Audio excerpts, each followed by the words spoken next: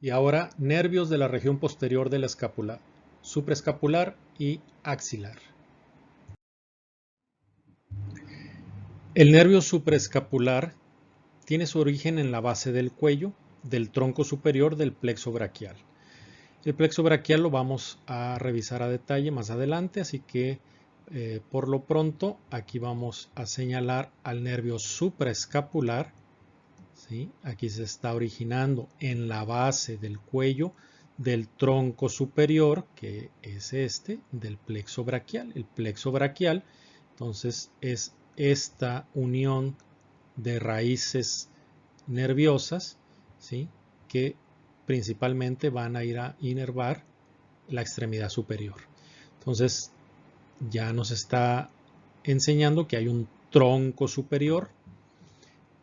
El nervio supraescapular se origina del tronco superior del plexo braquial. Luego, el nervio supraescapular se dirige posterior, lateral e inferior. Vemos aquí cómo va entrando y pasa a través del agujero supraescapular, ¿sí? Vemos la escotadura supraescapular y el ligamento que lo cierra para formar el agujero supraescapular, y por ahí va a pasar el nervio supraescapular. De esta forma alcanza la región posterior de la escápula, donde se va a situar entre el hueso y el músculo. Si recordamos cuando hablamos del supraespinoso y del infraespinoso, su origen era de los 2/3 mediales, o sea, no se insertan, no se pegan al hueso en esta zona. Entonces aquí estas estructuras, arteria, vena y nervio, van pegados al hueso, ¿sí? Entre el hueso y el músculo al hacer todo este recorrido. Entonces, tras inervar al músculo supraespinoso, vemos aquí cómo le da una rama, ¿sí? Su rama motora para el supraespinoso, inmediatamente al entrar a la región posterior de la escápula, o sea, al pasar por el agujero supraescapular, inerva el supraespinoso, luego pasa por la escotadura mayor de la escápula, o también llamada escotadura espinoglenoidea, ¿sí? Porque está entre la raíz de la espina de la escápula y la cavidad glenoidea, por eso se llama también espinoglenoidea, para terminar inervando al músculo infraespinoso, y aquí le está enviando sus ramas motoras. Este nervio no tiene ramos cutáneos. ¿Okay? Entonces ese es el nervio supraescapular. Es muy corto, muy sencillo, inerva solamente a un par de músculos. Entonces pasamos al siguiente. Ahora el nervio axilar, ya hemos visto varias cosas del nervio axilar, se origina en el fascículo posterior del plexo braquial, ¿sí? En algún momento también mencionamos esto, que se originaba igual que el radial del fascículo posterior del plexo braquial. Entonces ya estamos escuchando más estructuras del plexo braquial, ahora fascículos. Primero nos mencionó un tronco superior, ahora es un fascículo posterior. Entonces el plexo braquial es una estructura que tiene varias secciones y van cambiando de nombre, y lo vamos a ver más adelante. Entonces el nervio axilar se origina en el fascículo posterior. Aquí lo tenemos. Este es el fascículo posterior. Va por detrás de esta arteria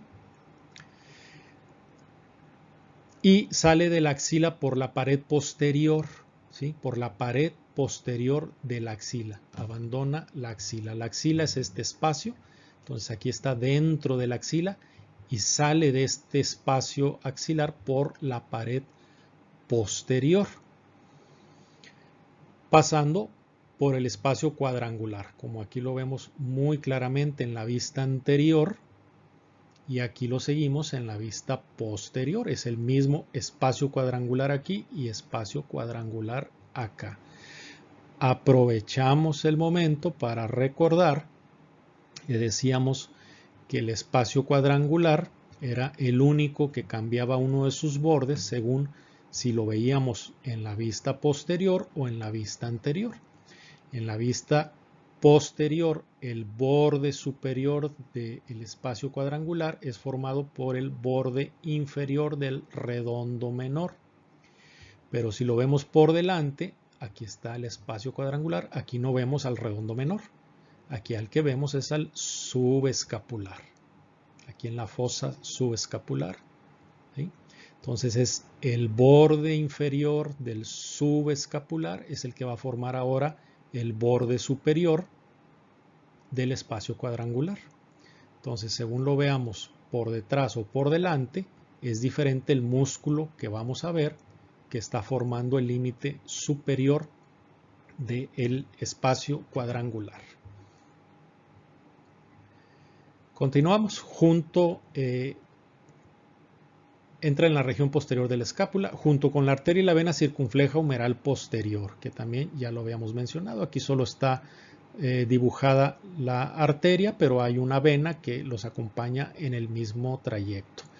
Esto está relacionado, estas estructuras, directamente con la superficie posterior del cuello quirúrgico del húmero y por lo tanto expuestos aquí una fractura del cuello quirúrgico lastime al nervio, a la arteria y a la vena. ¿Sí? El nervio axilar va a inervar a los músculos deltoides y del redondo menor. Aquí estamos viendo al redondo menor como inmediatamente al pasar por el espacio cuadrangular suelta una rama motora para el redondo menor y este nervio axilar acá va a terminar con la rama motora para el deltoides que está en esta zona y esta otra que es un nervio cutáneo, o sea es un nervio que va a la piel y va a dar sensibilidad en una zona de la piel. Este es el nervio cutáneo lateral superior del brazo.